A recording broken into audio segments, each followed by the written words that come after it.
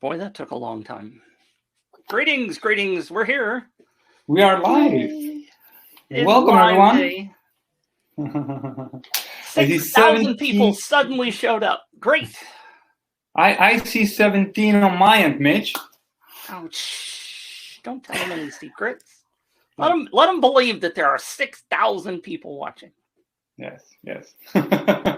Welcome, everyone, to another episode of the Co-Pilot Show. I was just checking before the show, and this marks officially our anniversary of the show. It is 1 year since we started the Co-Pilot Show.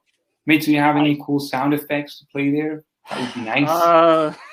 To mark our anniversary from the Co-Pilot Show, no pressure.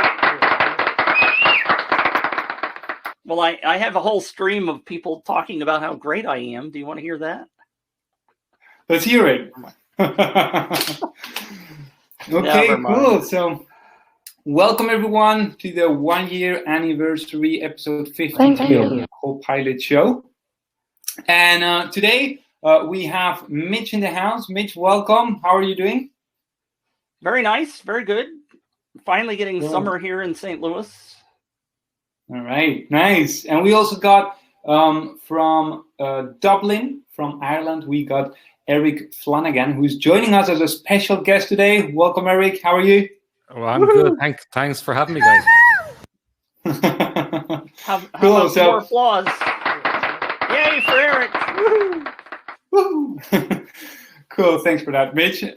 So Eric is joining us from the company Fallon and Byrne. Did I pronounce that correctly? Yeah. Bang on, correct. Cool. Yeah. All right. And he's the e-commerce and digital director at the company. And we noticed, as in the UpViral team, we noticed that one of our live trial users was doing really well with his account, so I reached out one-on-one to Eric to find out more about what he's doing with his campaign. And he was so kind, to accept being here on the Co-Pilot Show today. So first of all, thank you for joining us, Eric. And for everyone in the audience. You pestered me enough. No, I'm joking. A few follow-ups. No, I'm happy to talk to you guys. Cool. Thank you for that. So everyone in the audience, you're in for a treat today because Eric is going to break down his campaign, his success, for Fallon and Byrne, and how you can implement the same type of campaign for your business that can help you generate more leads as well. Okay, so with that being said, shall we dive into it? Yeah, I need some help, by the way, because the campaign I'm running right now is not doing so great. So I'm here to learn just like all the rest of you guys are doing. It happens to me too, by the way. Perfect. Yes, definitely. Cool. So before we dive into actually like the campaign itself and how you did it and all of that, can you give us, Eric, first of all, like an overview about your business and what you do? Okay, so Fallon and Byrne is a destination food shop based here in Ireland, based in Dublin. So we have 2 physical stores, and we specialize in really high quality goods from across the globe. It's become, as I said, it's a destination shop. So it's one of those shops that people travel from all around the country to, and from abroad as well, which is quite nice to be able to say. But I suppose, like a lot of businesses over the last 12 months, 15 months, with the dreaded COVID and lockdowns and everything that occurred from that, we had to look at our business from the point of view of, we still were our physical stores were still open, but we needed to be able for our customers that were outside of Dublin, that couldn't travel, to be able to order from us. So we had to pivot very, very quickly and set up an online store. So that's, I suppose, where we're kind of at the moment. Wow, yeah. So we were talking right before, like, we went live, Eric and I, like, he was, first of all, Fallon and Byrne was 2 physical stores, like he just described. And then how long did it take from the decision, from, okay, we need to adapt here, COVID is happening, to selling just physical, to start to sell online? Yes, but there was an online presence for Fallon and Burn, but it was what I was saying to you before we got on air. It was really very much a brochure site. Wasn't an e-commerce setup at all. Yeah. I'd love to take credit for it. It was the team before I started. The team got the e-commerce site set up, and it was pretty much a 6-month turnaround from nothing to everything, and a very, very quick pivot. I think there's in around 2,000 products there available online now at the moment. So and that's expanding. Kind of we're adding pretty much around 10 to 15% on a bi-weekly basis. So okay, cool. And I checked the website myself, and it looks really, really nice. I have to say that. So kudos to your team as well for putting it together. And then. So the next thing would be, okay, so you basically the business had 2 physical stores. Due to COVID, you had to transition to sell online. And so from there, like, what made you decide to use UpViral? Like, what problem did you have? So I suppose, the site, I joined the company relatively recently, and looking at, I'm very much a data person and data marketing head on me. So I looked at, we love data. So in terms of what we're looking at our repeat business, and we're looking at the customers and looking at the numbers that were coming through the online store. So while we had a really, really strong growth, I was looking at, right, where are we going to be going in the next phase of our iteration? Now I had previously used UpViral, so I could stand over the service and the setup, but it was something that hadn't been used with the team before.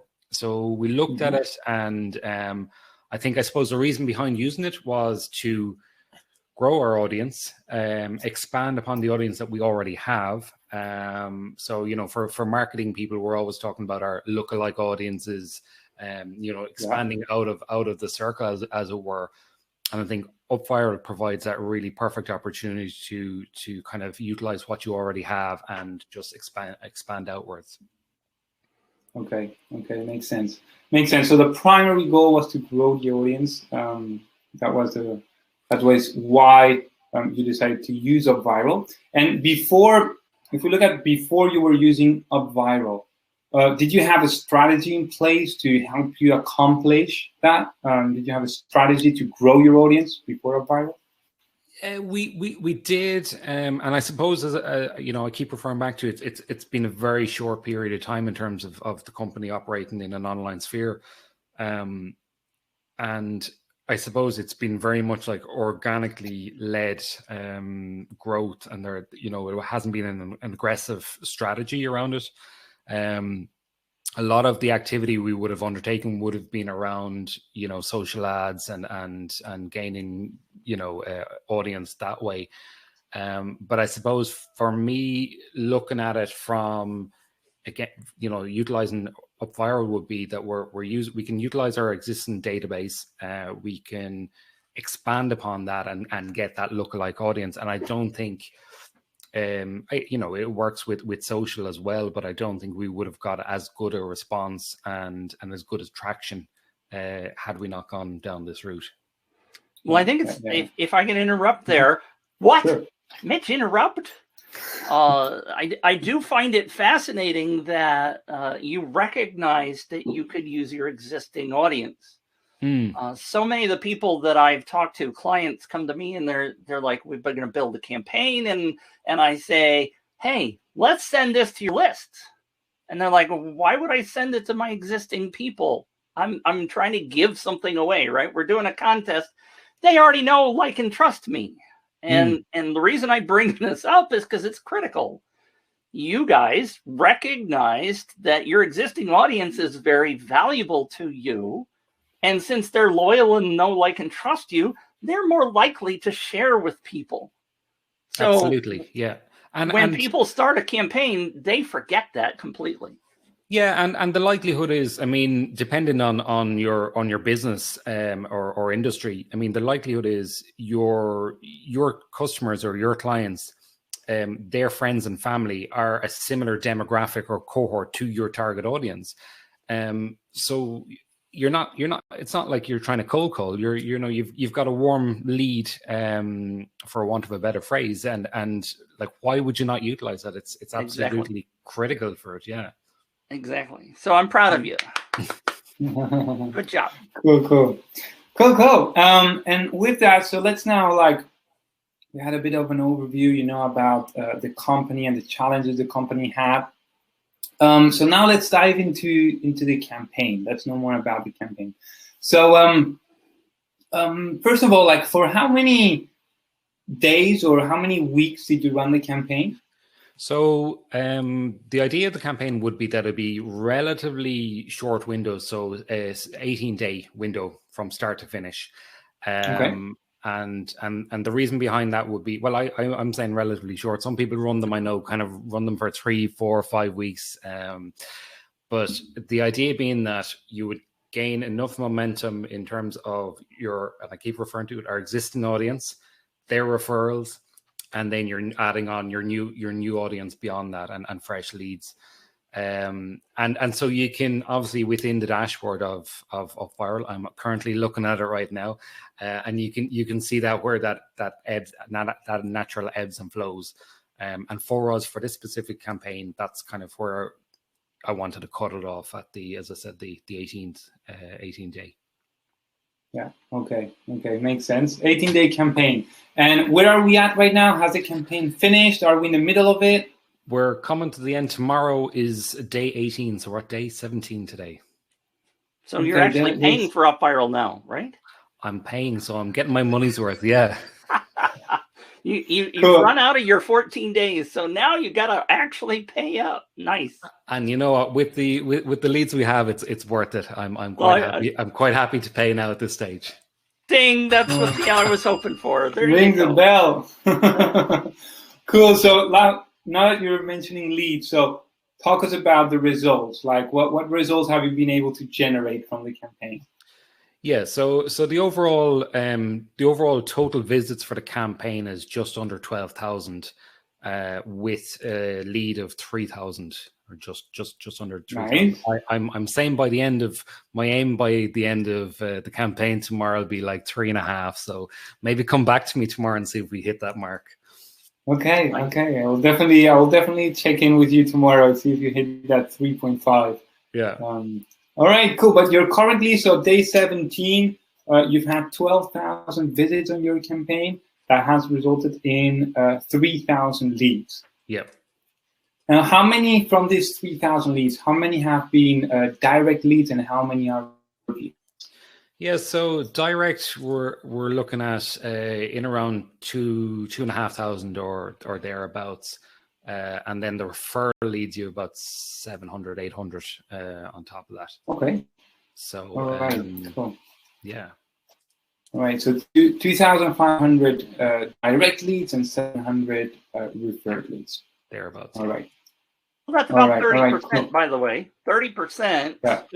I love this data and I love these numbers. 30%. You go to any marketer and tell them if they run a campaign like on Facebook ads and stuff, and they get 2,500 leads, and then you say, oh, by the way, we got an extra 30% by doing this way. Yep. What do you think those marketers are going to do? They're going to freaking jump up and down and go, how in the hell did you do that? I want to do that. So that's the goal of UpViral. And I suppose that the beauty for me is, that up until this point, we've gone past the trial period. But I mean, in terms of cost, there's been no outlay for us. So we would traditionally, as I said, we would operate, across social advertising, generating leads. We're paying per lead. In this instance, it's really down to how we manage the campaign, how we drive the campaign ourselves organically. Nice. And again, we refer back utilizing our existing database as well to leverage that. Do you have any idea how many of those leads are not already in your database, besides the 600, 800, or whatever?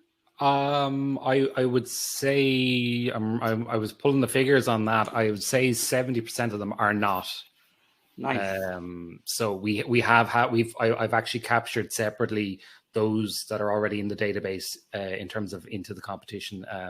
But yes, the vast majority are brand new leads. Yeah. Great. That's awesome. All right. Cool.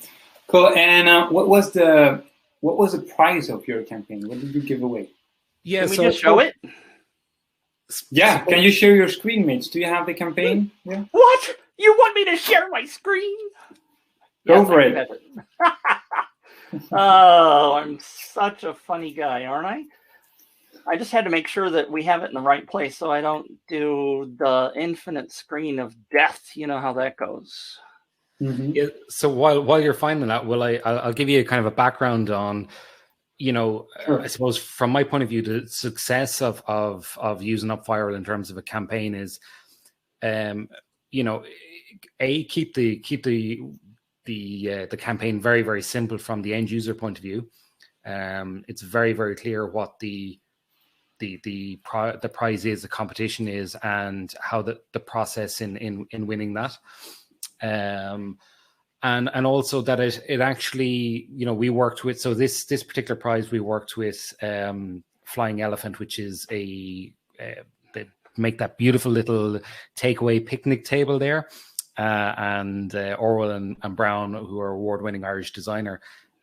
So both of those brands really work with ourselves in terms of the demographics that they would be targeting, the type of customer that would buy off them. So really kind of it's an all-rounded campaign. So rather than really kind of pulling various items that really didn't fit to the brand, it's very much, on brand, as it were. And so therefore that type of prize and the combination of prizes would suit our audience, their audience, and yeah. So I suppose that's how it works. So did you ask them, by the way, to partner with you and to promote this? Yeah, so I know both brands from over the last couple of years. I've followed their progress. They're kind of relatively new enough startups in design in Ireland, and I approached them, kind of gave them the lowdown. They were really keen to kind of engage in something new, something different, and I suppose for me then to be able to share the setup, share the stats on a regular basis to them was really, really key. And I suppose it kind of kept the momentum in terms of our interest as well in promoting it as three brands, but also, was very, very clear and transparent in how it's operating. Nice. Smart move, too. Cool. So with that, Mitch, do you want to now that you're sharing your screen, go through the campaign, and then we can start to talk about the mechanics of how it is all set up? Sure. I'm kind of laughing a little bit, but because when I click this button, guess what? Sorry, this campaign is restricted. I tried this before we started, so I can't show you the sharing page unless Eric decides to go in the back end and fix that briefly. I can do that. But like he said, this is very succinct. It's not something that we had to do a whole lot of explanation, right? Picnic gear, show the prizes, describe who the people are, and you gave a link to go see who these brands are. So that's very easy. There's a checkbox here to kind of help with the GDPR kind of thing that says, I would like to receive special offers. And I noticed you made it not required because I didn't have to check this. Nope. Terms and conditions are here. I didn't actually read this beforehand. I always look for terms and conditions, which is legally required by many locations. You did identify who's eligible to enter. Yeah. You don't have to go into a whole lot of detail in explaining these but you also gave a link to more information if you want to go there. So that's cool. Yeah, so we gave a more detailed, because I suppose most people, when we felt that most people are entering competitions, are probably doing it on a mobile device. They don't want to be reading reams and reams of stuff. But the key information in terms of as the third line there, Mitch, you couldn't enter because presumably it was because you're not over 18 and not because you're not. Thank you. Republican of Ireland resident. Yeah. What a perfect answer! Holy cow! So you gotta keep that stuff front and center. And that reminds me, there's no way UpViral can check my age. No. Anyway, Yeah. Brilliant. And you are asking for a location. Now, one of the good things about that is it gives you data, right? You and I, data guys, heck yes, we want data. But it also helps people that are coming along go, well, I'm from the United States. I don't see my data, the county that I live in here. So that would first prompt me to maybe not register because I wouldn't be in the right location. So that's another trick that we do often, besides the geolocation, to be able to restrict who sees what.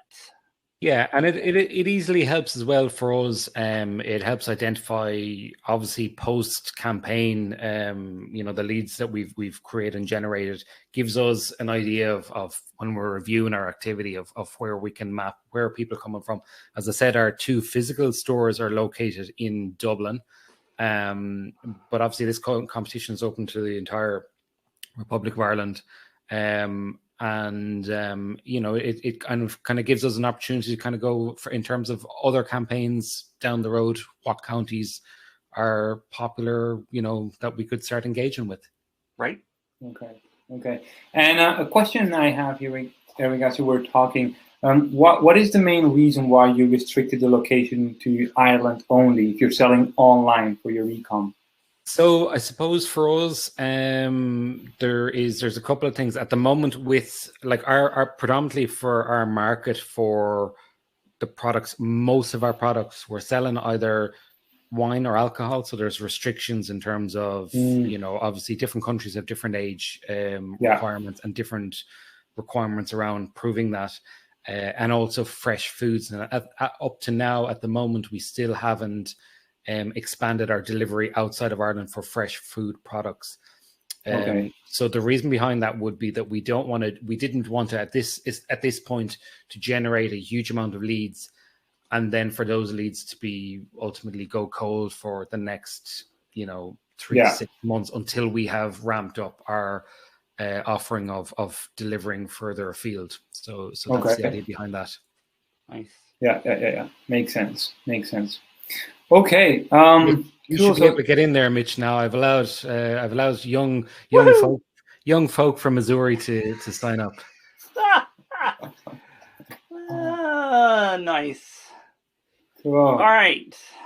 Now you can turn it off.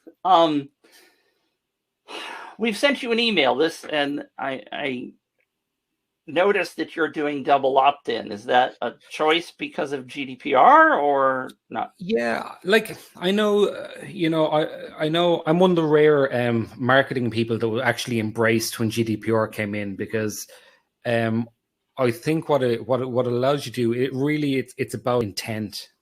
So from a lead point of view and from a customer point of view, the fact that you have to, it's a 2-step process means that you're not just firing in an email address and heading off into the sunset. It's you're really engaging with someone that wants to engage with your brand or your organization. GDPR purposes, obviously, it makes it a lot easier that the double opt-in is done. It's dusted, and then when it comes to post campaign, that we have a very clean database there of leads. But predominantly, it is that the 2-step process kind of just reduces. For me, it reduces the amount of dead leads or people just firing in fake email addresses or whatever the case may be to just get in on the action. Okay, great. Increase your chance of winning. Share with your family and friends. This is kind of sort of almost looking like it is straight out of the box in terms of the template that you used. Is that correct? Yeah, so we kept the wording very, very simple on this because again, we felt that the hamper, the wording in around the products and the two companies that we're working with was strong enough to not have a huge amount of text after that. And you know, in terms of looking at, as I said, we kind of as the campaign was going on, after the first 2 days, we looked at it again and we pared down. So there was additional text there. We pared that back even further, just to see how that works. And I think which I haven't done on this campaign, which is something that is always good within UpViral, is the split testing. So that's where I was going. Yeah, so I would definitely, you know, running the next campaign, and we will be running future campaigns with UpViral. The next thing would be that we would be doing a lot more of the split testing across all areas of the campaign. Bingo. There are times where I've run campaigns without doing any split testing, and the campaign I mentioned earlier that's not doing as well as I had expected it to. We are running 3 and 4 split tests in the first week and finding significant differences, which is bringing up our conversion rate. And I'm not saying you guys needed to do that. You did very well. I'm sort of edifying that for everybody that's watching, that split testing is a critical feature, especially if you're down in the lower conversion rates and you want to know what's going on.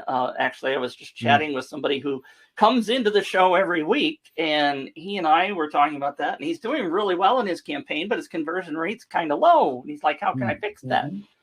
I said, one word, 2 words, split test. Yeah. So good on you for doing that. Well, absolutely. I mean, it's you know, as marketeers, we do that right across the board, and we should be doing it anyway. We're doing it, you know, across you know, social, across e-campaigns. So the fact that it's built into UpViral and it is very, very simple to use, and it's quick to set up. Definitely. I mean, I have done it in the past with this campaign. As I said, I was tweaking in the first couple of days, and once the conversion rate was remaining high, it's like, let's not mess with this. We're going good, you know. Nice. I'm curious. Often I do not include or re-include the picture of the prizes. Do you think that helped or hurt you in any way? Yeah, I think that helped, because I think you know, actually, and a funny thing with that, and also with the email opt-in that was coming back. It happened around the time there was a big breach of data here in Ireland. Our health services were attacked from hackers, and they shut down the whole system. So people were really, really cautious on opening links on, you know, emails that were coming in. They were asking to opt in. So the branding of it, or, you know, the consistent branding of it, was actually critical in this, because the first day or 2 of the campaign, we didn't have that, and there was 1 or 2 emails were coming through going, should I be clicking on this? Should I be going further? So that was an interesting thing from my point of view. I don't know, does that work for all brands? But we were looking at, I suppose, what was happening in the wider sphere, and what was going on and people's behavior at the time. But I think also those links that are there, they're trackable links. There's CTM set up for them, so that, again, for all 3 brands, we could then see where the activity was coming from, and were they worth it. So, but I think they were, in this case, they were worth it. You just said something a phrase that I'm not used to. What is CTM? Click-through management, trackable links. So or UTMs. Yeah. So for tracking purposes. So I suppose, I mean, this is the thing. You know, if I was working both for ourselves, I mean, we're data people. We like to see, where traffic is coming from, what's working, what's not working, but also for those 2 other brands that we partnered with. So if there's, if I was working with other brands again in the future, in a partnership, you want to prove to them that there's metrics there. There's, it's a value to them. So, I mean, the 2 business owners of those 2 businesses that we worked with, they've been in touch saying, oh yeah, we can see it on our analytics on Google Analytics, or, whatever dashboard that they're using, that there is traffic coming from these campaigns, into our sites, and there's it's generating interest that way, excuse me. So, for me, again, that's that crucial from a tracking, but also from a transparency point of view, working with the brand, and both of those brands are going to be happy to work with us again, based on that. There's a good question from Deborah, by the way, that fits in perfectly right there. Did these 2 other brands, did you share the email list with them as a thank you, or was that not part of the deal? So I don't know where Deborah is, but in terms of from a data protection point of view, we will be sharing, when we finish tomorrow, we'll be sharing the email list with them of those that have opted in to contact from from all brands.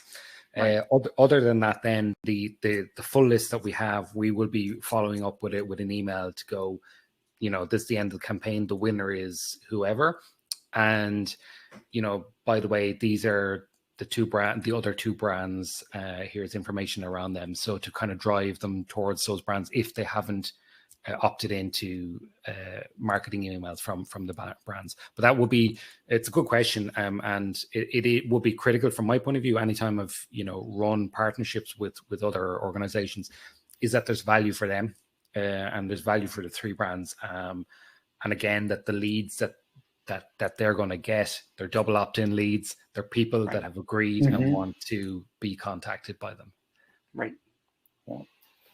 Cool. One more question, William. I'm monopolizing the conversation, I know, but in terms of the like, if Flying Elephant shared, did you use the UpViral tracking to see how many leads came in directly, or were you just using the Google Analytics? But no, we use UpViral as well. Yeah. So it's both. Listen, I'm all about the data. So we're getting data from every source and tracking. Nice. We're tracking everything. Nice. And the inbuilt tracking within UpViral obviously is really, really strong. So it's stuff we can stand over as well.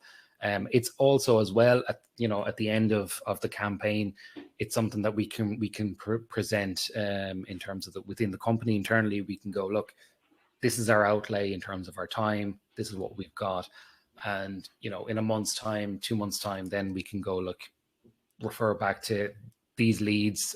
What have they generated in terms of business then for us? So I want to one more thing on that for everybody that's watching. The reason I asked that question, because it's very critical. I ran a campaign for a client a couple of months ago, and they had partners, and the partners promised to do some publicity for them in order to be participating in the campaign. We gave them UpViral tracking links, and we could prove to them that they did no sharing. They did not use the link in any way, shape, or form. So we had evidence to go back to them and said, you didn't live up to your agreement. So it's highly worthwhile doing that. Yeah, and I think that's critical in terms of if you're working with partners then that are coming back and saying, oh well, we're not getting anything out of it, and that it's obviously didn't work, and it's like, well, you're not doing the heavy lifting. Obviously, the Flying Elephant and Orwell and Brown, great partners to work with, and they're really, really happy about promoting the competition. Great. William, I know you want to say some stuff. Yeah, I am. I have been looking at the social share page, at the share page, and I have a couple of questions that I'm curious to know. I'm curious to ask to Eric. So the first one is, in regards to, I see there that you have the option, of sharing on Twitter, Facebook, WhatsApp, Messenger, or LinkedIn. And the points are different. So Twitter and Facebook are 14 points, WhatsApp is 16 points, Messenger is 12 points, and 9 points for LinkedIn. So what is the reason why you're allocating more points to WhatsApp, and in between for Facebook and Twitter, and less points for Messenger and LinkedIn. What's the reason behind that? So this is not an exact science, but from running campaigns previously with UpViral, I had noticed that from particular brands that I was working with at the time, that WhatsApp, the sharing on WhatsApp leaded to higher signups. So for me, and in terms of then looking at, I mean, I'm pulling data from our customer list, or from Google Analytics, from our website. We're looking at all of our demographics. So where our customers are at and where they're most active, I suppose. So for us, Twitter is still a huge platform in terms of our audience. Facebook is as well. LinkedIn would be in one sense, but it wouldn't be as strong for what we want to do with this particular campaign. And also, in around the three, WhatsApp is one of those things that people have groups, they're organizing. So this is all around dining out. So, obviously post pandemic, Ireland was in a 12-month lockdown, a 13-month lockdown. We're only opening up in the last couple of weeks. So the campaign is around getting people together outdoors rather than meeting in restaurants, meeting in bars and cafes. So the idea being, this is, the whole competition is around dining outdoors. So the WhatsApp would lend itself to people sharing it, sharing within the groups that they're, family groups and stuff like that. So when they're organizing these things, so we saw a huge uplift in terms of from WhatsApp and the signups as well. And they were tweaked mid-campaign. So again, this goes back to possibly split testing it and looking at how that operates as well. But I think in terms of ranking, I wouldn't. Again, there's no. You might have a better say on this, but I wouldn't rank them all the same in terms of points, in terms of structure. I think you utilize the markets that are, or the platforms, I should say, that are more effective for you as a business, as an entity, and where your customers are at. Yeah. I think that's a very good reasoning. But what does the UpViral expert say on this? I was biting my tongue. First question is, why is Pinterest not here? For a simple, Pinterest isn't a huge platform in Ireland. Okay. That would be the simplest. It is used, but in terms of, I suppose, the demographics that we are targeting and looking at, that's not to say for future campaigns that we wouldn't use it. Right. But for this specific campaign, it wouldn't have been within our. Well, I'm sorry. The key to that whole thing, for people that are watching, I'm not trying to preach at you or anybody else, but what I tell people that are just starting out is to always put everything on there that you can possibly think of and watch the data. Again, I'm a data guy, right? Yeah. So many people, AJ, but as a matter of fact, who's here, is in my mastermind, and we put email on his campaign because he's like, nobody sends emails anymore, Mitch. I said, well, let's test it. And after a week, we found out that 3 times the people of all the other social sharing platforms, they were doing email. And his target, believe it or not, is college-age kids. Okay. So by going out and testing, trying it, pulling off the stuff that's not getting any results, that's perfectly fine. So my message is to everybody is to, especially if you're just getting started. Now, Eric obviously knows his market. He knows where they're hanging out and that kind of stuff. So it's kind of okay to pick and choose. But kind of take the shotgun approach when you're first starting. Put everything out there. The other thing is clients come to me and they say, oh, well, we don't have a Pinterest page, so why would we put it there? Maybe you're going to find out that's where your audience really is hanging out, right? Put it out there, see what works, see what doesn't, and then move on.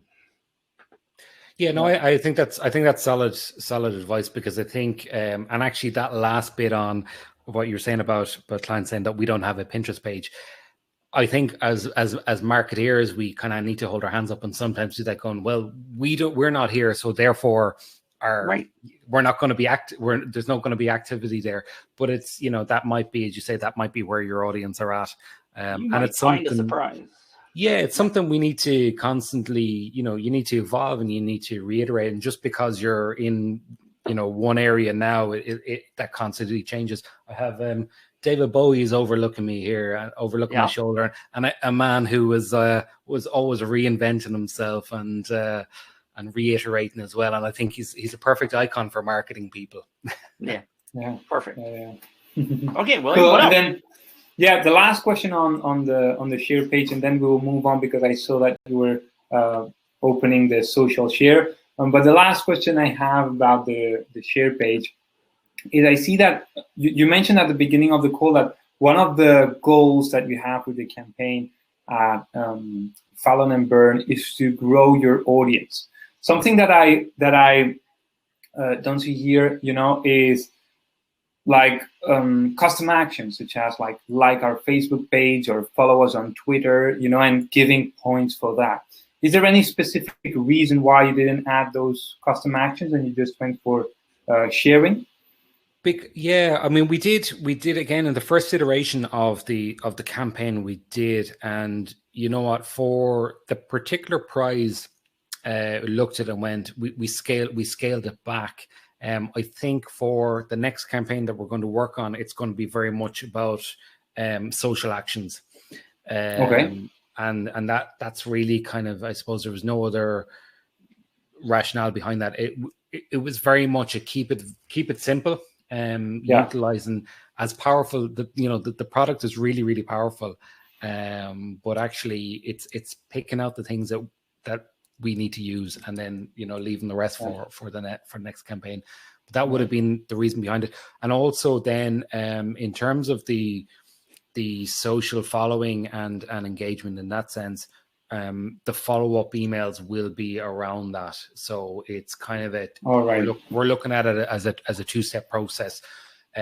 Because we have as well as that, because we had a double opt-in, we didn't want to make it a huge burden of steps for the customer in that regard. But what I might do is, again, we look at a split testing it next campaign and going, will we look more on the social share and social follow versus email, versus we might even look at Pinterest. So the key to all of that, if I may, is the fact that you got started. Kudos to you. You cranked it out. You put out your first campaign and you found out a little bit about what's going to work in your market. And then you can add things as you go. That's the joy of this entire process. So many people, I just got to say this one tiny thing. So many people think that one campaign is a make it or break it offer. And I am so tired of it. I shouldn't say that. Marketing is a long game. This is a long game. You do one campaign, you find out what worked, and you do the next one. This is not just, I'm going to run the biggest campaign I possibly can, and if it works, it works. If it doesn't, it doesn't.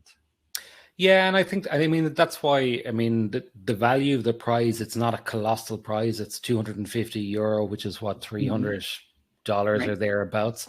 You know, it's so... you know, we kind of picked the segment of what we were going to do with this campaign.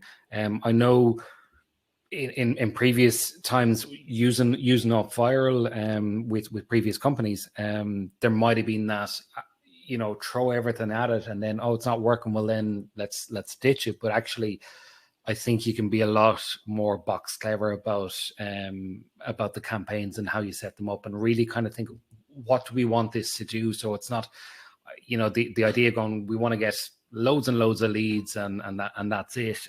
Right. You know, as I said, we made a conscious effort of the double opt-in. We made a conscious effort for all of those steps because we wanted a specific segment. We wanted a specific type of audience that we wanted to build, and we wanted to do a certain way. The next campaign, we will reiterate again and again and again. And that's, I think that's the key to it. Brilliant. Yeah. That's perfect. And yeah, like Mitch said, you know, I love the fact that you've opened an UpViral account within 48 hours. I believe your campaign was running. Within the like 14 days, which have now come to an end, you've generated 2,900 leads, from which 700 were referred, and like 2,003 or 400, you said, were direct. So that is awesome. You didn't overthink it. You took action, and within that 14-day trial window, for basically $1, you've been able to generate all this lead. So that is nice. That is awesome. So with that, let's move on from the share page. I think, Mitch, you were opening also the social share image so that people that are live with us can see it. Let's have a look at the... One thing that I want you to do next time, Eric, is to use a custom domain so that the UpViral branding isn't in the URL. And we can chat about that if you need to. Highly advise that for everybody. Yep. It is, and by the way, I've said this before, many of the other tools that people use offer the custom domain as a $100 a month option. You can get that with UpViral with no additional charge, even on the basic plan, which is gold for me. Music to my ears, Mitch. But it is, and people miss that. I have actually had people write me and say, well, I didn't register for that campaign because the .al domain is Albania, and I don't know where the heck that is, right? So, right, maybe it's not Albania. I don't know what the heck it is even is, but UpViral branding is UpViral branding, good for UpViral. But what we want is your branding in there. Now, you have your branding in the prizes, but the people that look at the image, for example, don't really realize that it is you giving it away and not some Tom, Dick, and Harry that's giving away your stuff. So that would even help there when this pops up. There are multiple shows that I've done on the sharing image, and I'm not going to bash you about the face and head, but I think you could have improved this as well. But that's okay. You did it, your first campaign. Yes. You got lots of leads, so who cares? The image worked. But the key to that also is to go into your data and look to see how many people are signing up that come from UpViral. I'm sorry, that come from Facebook, for example. Maybe they see the image and they come in, but then the conversion doesn't work. So look at your data, people. Look at your data. You see, Eric, you don't only you come here on the Co-Pilot show, you don't only get to share your success, but you also get a bunch of feedback and ideas for the next campaign. It's brilliant. Yeah, absolutely. Mitch can't resist. Yeah. All right, so I think that's enough about this. By the way, Deborah asked the question, and I was not on the call. I don't know if we didn't talk about this, William, but Deborah wants to know, could we make this available for sharing to the people that watch? And we'd have to talk to Eric offline about that, but we'll talk about it. We need to be we need to be better and have that question asked before the show. Definitely. But that's because that's the new feature that was just released. Eric may not even know about it. Awesome. Yeah. No, go for it. absolutely. Deborah wants to watch it 100 times. So, but we need. I mentioned it on the show because I know that's important. There's a phenomenal feature. People have been banging on my door going, oh, how do I use that campaign sharing thing? How can we take advantage of that? So people are really excited about that new thing. So that's why I wanted to mention it. Yeah, Deborah, 100% on point. Wrote it down, and we'll have a conversation online with Eric about that to see if it's possible. Okay? Cool.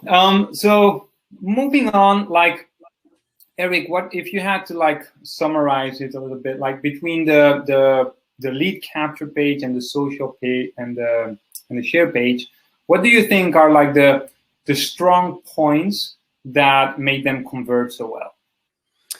I think actually we kept it very, very simple. You know, so, and it was the consistency. And I mentioned earlier on about the fact that, people were worried about clicking into links and all those things, and really kind of keeping it very, very strong. And actually, I'll take that point on board.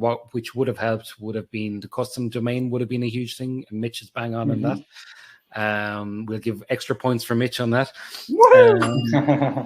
But I think that would have helped. But it's having that consistency, the consistency for experience from the customer's point of view or the visitor's point of view.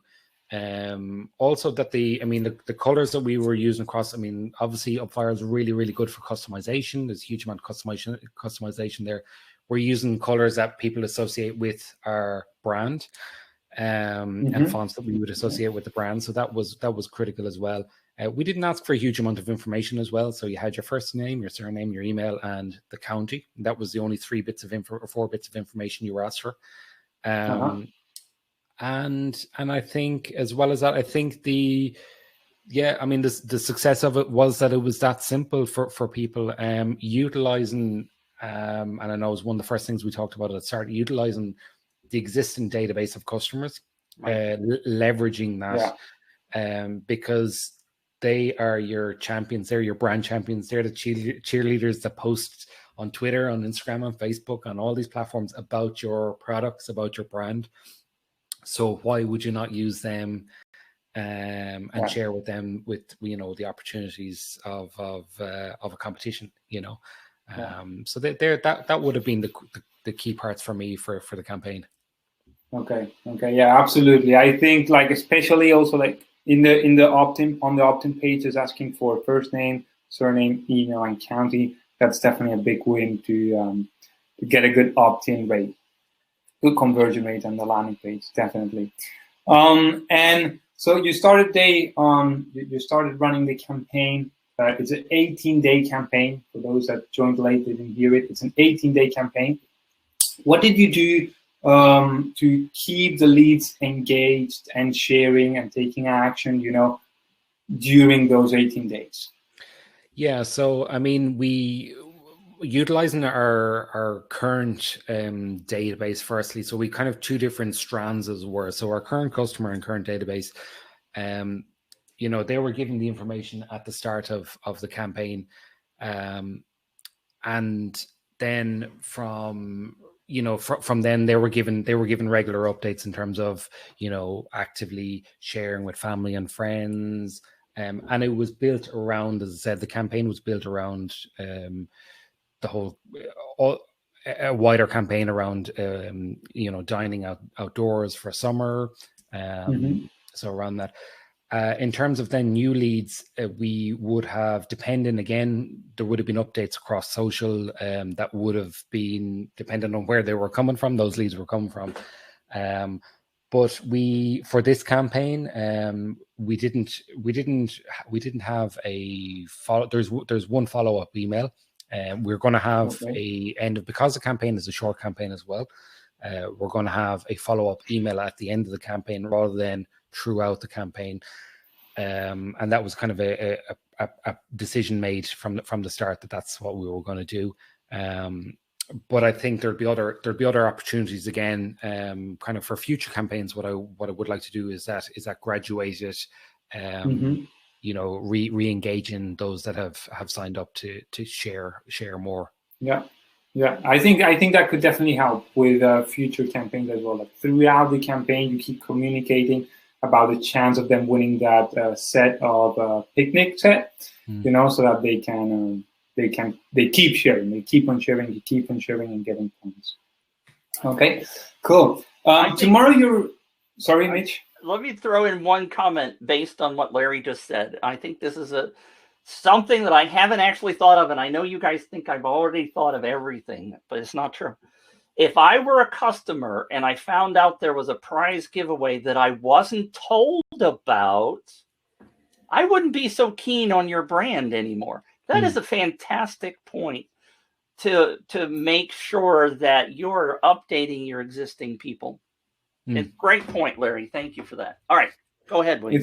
Okay. Eric, not Larry. I know we speak to lots of customers. It's Eric. No, but Larry's the guy that made the comment. Okay. Sorry, you're talking about It was a comment in the. That's all right. I thought you were saying Larry to No, Eric. I was okay. reading Larry's point. Oh man, makes sense. Eric, did you want to say something about that? Yeah, no, I think Larry is bang on with that point, because you know, and I think, I suppose for us as well, one of the things we needed to make our current customers aware of, not only was it you know, that the competition was ongoing and they could enter as well. It wasn't for new leads only, as it were, new customers, but also because there was restrictions in terms of delivery of alcohol, delivery of fresh food. We needed to get that information out there as well. So that was the best way of doing it from the start, so that you weren't having your customers coming back saying, you know, I can't enter. Why? Right. You know, I've been a loyal customer for the last, you know, 10 years or whatever, and I'm not able to enter. So kind of really having that information front and center was crucial. Nice. Yeah. All right, William, cool. I'll let you talk. Cool. Yeah, basically, so your campaign is coming to an end. It's ending tomorrow. Tomorrow is day 18. How and when are you planning to announce the winner? Well, I'll be back on tomorrow with you guys to announce it. No. We are going to simultaneously, we're going to email all of our leads, and we're going to then post it across all of the networks that we would have utilized throughout the campaign. The idea being, as I said, about the email, would be that from a GDPR point of view, we will be contacting with regard to the competition campaign. So even those that haven't opted into marketing emails, they will get one email to announce the winner, so that they're made aware of it, and they're given the option then of opting into further communications with the three partners together. Very good. So it's I think it's the best way of doing it, because it gives people the opportunity. I think, you know, sometimes, you know yourself, you're signing up for something and you mightn't tick the opt-in, but then you might decide later on, actually, you know what, I want to engage with them. I'm interested in what they're talking about. So it gives them their opportunity as well, and we're keeping it all legally compliant within Europe. Yeah, that is smart. That is really smart. Cool. On that point, if I may, Jeff just asked, are you going to include some kind of a discount coupon for those who didn't win? Good question, Jeff. And if Jeff is in Ireland, we will organize a get discount. We will have an offer from, probably, we just have to finalize one of the partners, but from all three partners there will be an offer. We're going to be doing it for ourselves anyway, but the other partners as well, in terms of just generating them a little extra boost as well.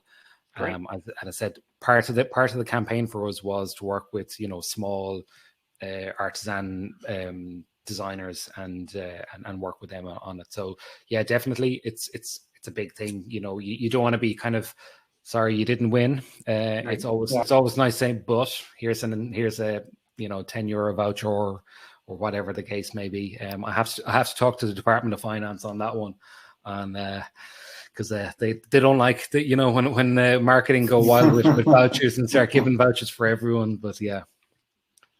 Okay, cool. That was actually going to be my next question. What was your plan after the campaign? No, it's okay. Jeff anticipated. Cool. So you're going to be sending an email tomorrow after the campaign has finished, saying like to those that didn't win, you didn't win, but here is a voucher, and here you have a discount. Okay, cool. Looking forward to hearing as well from you in how your campaign did in terms of sales. Yes, and that'll be the interesting part. And you know, the key to it all is that we, you know, in terms of the integrations, that we use MailChimp as our email email database or email system, so we can integrate them, and we'll be able to track them back from when we send out an email. Okay, cool. And with that, you know, we're gonna like now talk about like the promotion of your campaign. So you launched your campaign. How did you start generating traffic? How did you get traction going with your campaign? Did you start to get the first leads, shares? I think, and this goes to, I think it was Larry that asked the question about the leads first. The first thing we did was go out with our customers first.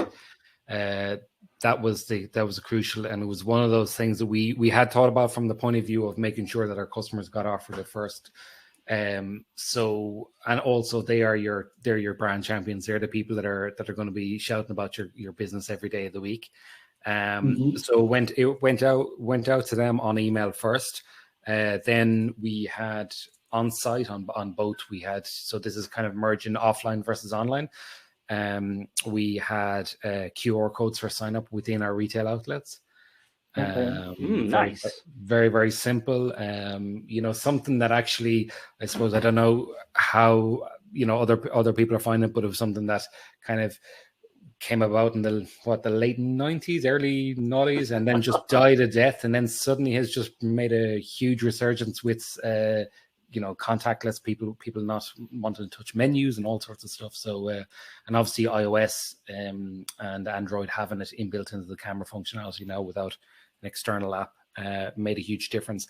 But that would have been the key drivers of that. And once that phase, that was the first couple of days, really from kind of driving the leads up, and then it was campaign on social. So across Twitter, Facebook, predominantly, Instagram as well. We've got a huge following on Instagram, and it was about that.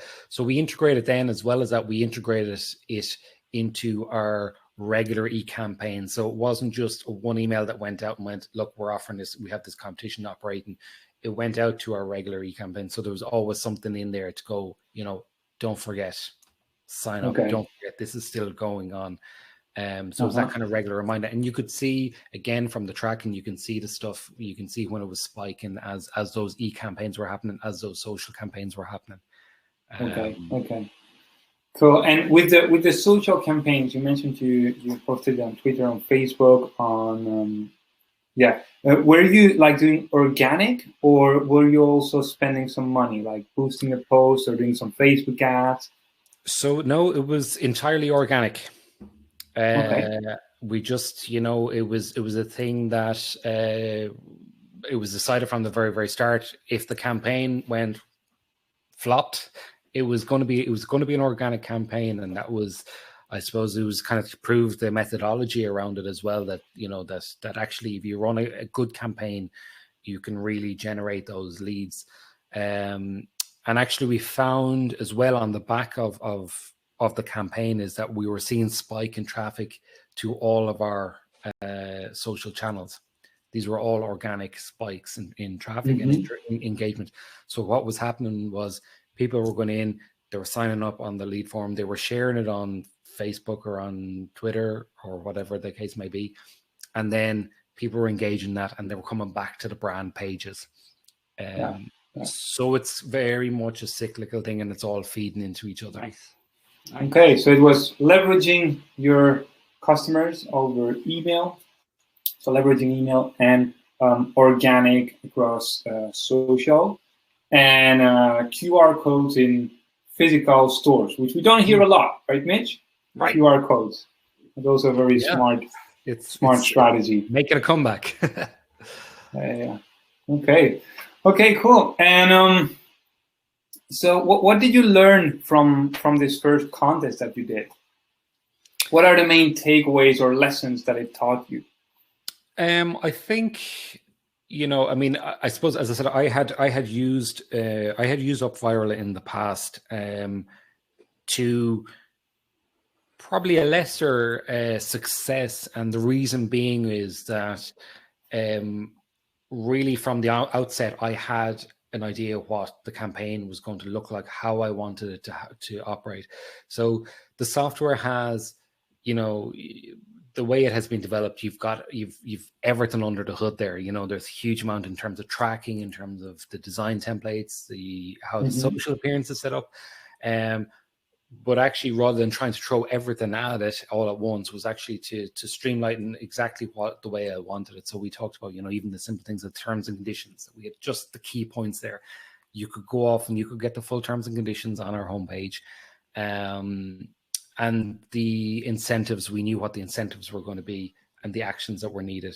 I think, I suppose we reiterated and we changed the campaign, tweaked it slightly as it was going on. Probably a rough way of doing the split testing, which we could easily do for a short campaign like that. I think it was okay. I think for the next campaign, definitely we will go down the route of really putting in a huge level of split testing right across the board. But I think they're the kind of the key things to it. It's a very robust system, and I think once you are really styling it and making it your own and make it look like your own, and you're putting it in its on brand as well, I think that's where the success lay for us. You mentioned something that was very important that I want people to pay attention to. So, and I bet you most people missed it because they want to jump in and just get it done. You did planning. You thought about how you wanted to implement things. You didn't just go, oh, let me dive in right in and build the landing page, which is the first thing everybody wants to do. Yeah. Plan your campaigns. Think about how you want to release this stuff. Decide whether you want to do custom actions. Decide whether you want to do split testing. Plan all that stuff in advance. If you do that, you'll be more successful. And I think, yeah, absolutely. And I think,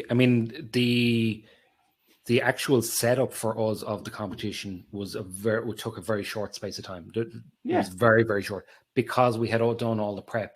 And as a complete cheat, I had looked at other campaigns that other people had done on UpViral. I had looked at their layout. I had looked at the design.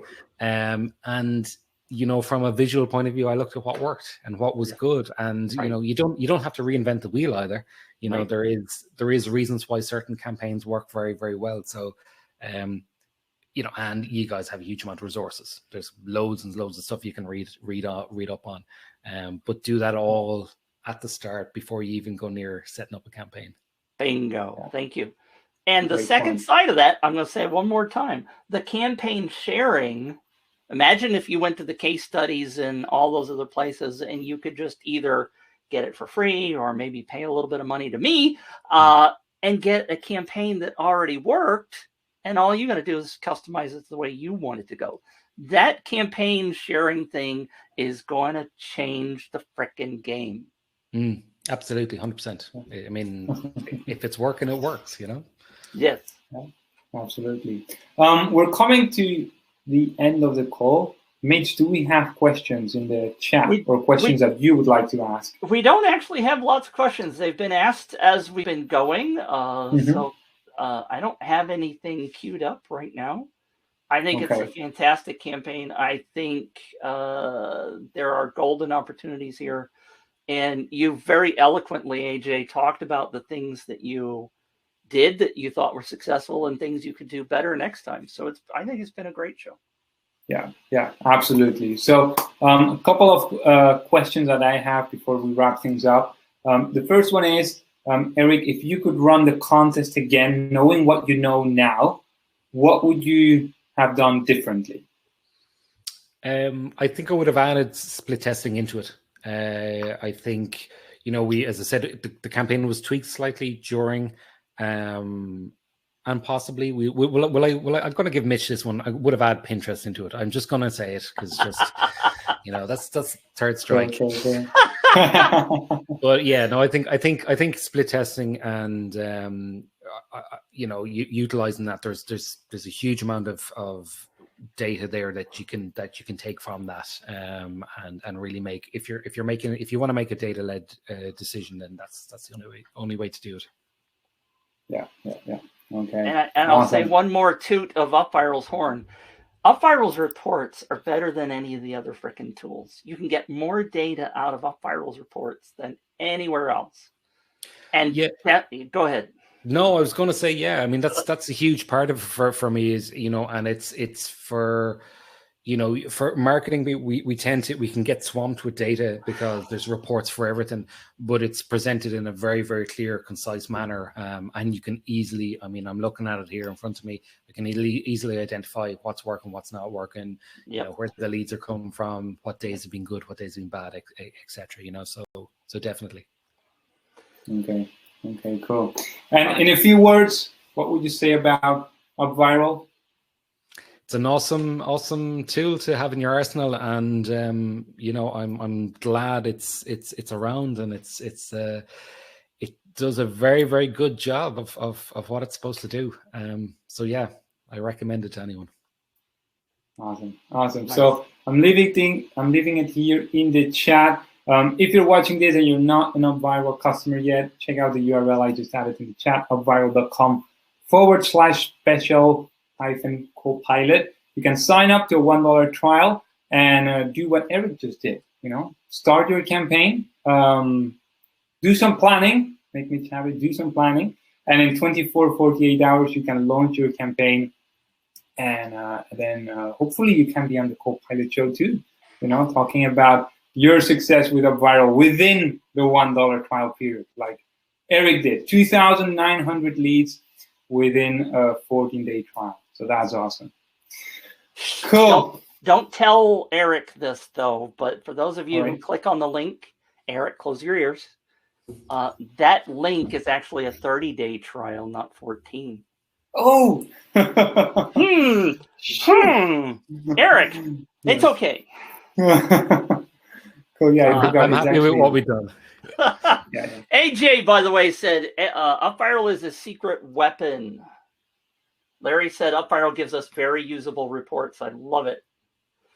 Christine said Pinterest is definite with food and lifestyle campaigns, which is, again, what you were doing, which is why it popped in my head in the first place.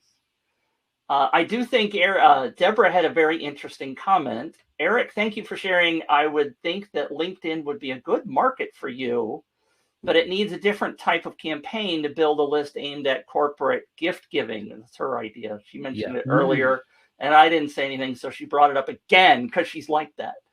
I know Deborah. We've had several conversations, so I'm giving her a little bit of grief. Especially thinking about the holiday season. She's talking about September, December, that kind of stuff for that. John asked the question, if you do share the campaign ID, I'd love to, talking about the campaign sharing. If we do that, yes, if we do that, we'll put that in a link in the UpViral campaign Facebook group. Yeah. For those of you who don't know, the replays are always in the UpViral Facebook group. They're always in YouTube, and they're always inside your UpViral Learning Center. So you can always get to them there as well. Eric, I want to thank you so much. William, of course, great to be with you. Yeah. Fantastic information. You guys should put this on replay and watch it again. Definitely. Great stuff. Cool. We'll wrap up the call. Eric, anything else you would like to add? No, it's all good. Thank you guys for having me. And Deborah, she's bang on with the corporate. We'll be on the LinkedIn campaign for the next time round. Nice. Cool, all right. Cool. Eric, Mitch, thank you for your time. No, we'll wrap up the call. Again, Eric, congrats on your success. Keep crushing it with UpViral. And thank you for sharing your inspiration with everyone here in the audience. Okay? Thank you for that. Thank you. No pleasure. All right, you guys have a great day ahead. Bye-bye. Thank you. By the way, next week, we're going to do the campaign review that we were supposed to do this week, but Eric was more important than that. So tune in next week. We'll take care. See you. Bye. Cool. Bye-bye.